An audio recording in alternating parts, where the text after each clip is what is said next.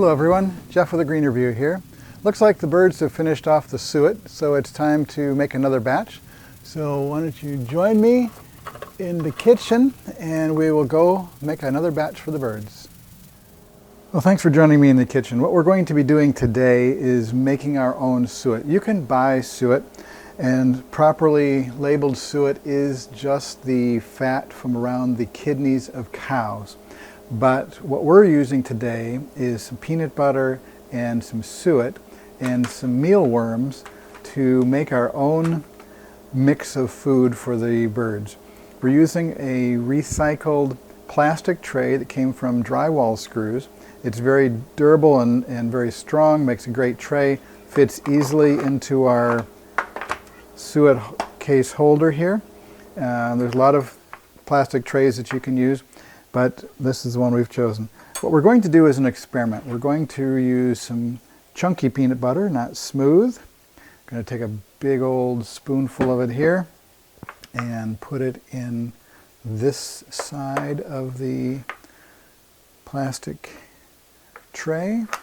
And we are not going to reuse the spoon because we don't want to mix it back into the peanut butter in case someone uses this peanut butter. We do have this peanut butter jar labeled so that no one will use it for food purposes, but the shortening here does get used, and so we don't want to reuse our spoon. Once it comes out, we're done. We set that one aside, and then we can use our fork here to push it in place. We're going to do an experiment of, instead of mixing both sides of the tray, we could mix it all together. And we've done that in the past. What we're going to do today is a little bit of an experiment. We don't have enough peanut butter in here, so what we're going to do is we're going to grab another spoon out of the drawer, and we are going to scoop another large spoonful of peanut butter out here and add it to the mix here. We want to get all the peanut butter we can off of this spoon, and we don't want to make too much of a mess here on our counter. So we'll squish that one into place. That's a little better use of our experiment here, because what we're going to do now is cover both sides with mealworms.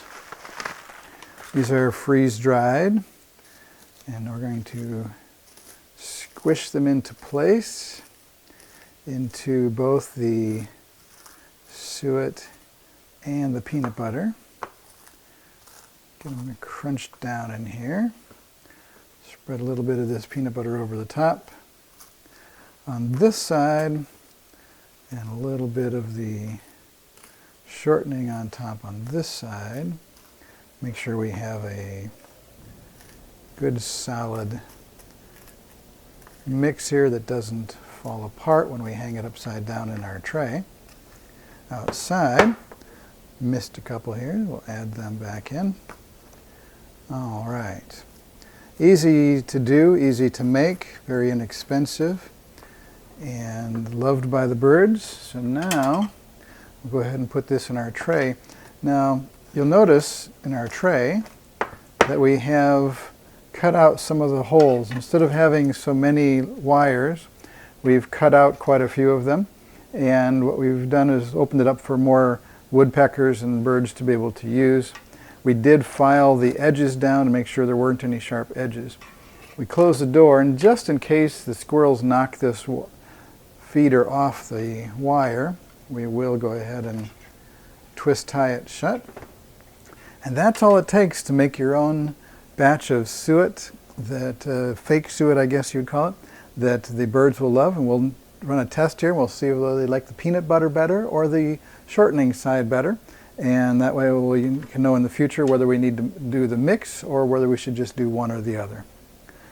Let's go ahead and put this back out for the birds. The woodpeckers definitely preferred the shortening over the peanut butter. At the beginning of this video, I mistakenly said suet was in the can, but it was actually vegetable shortening. The birds did not really move over to eating the peanut butter until after the shortening was almost gone, although they did eat the mealworms off both sides equally until they were gone. Mixing the mealworms into the shortening or peanut butter would be better than just a layer on top. This is Jeff with A Greener View. Thanks for watching.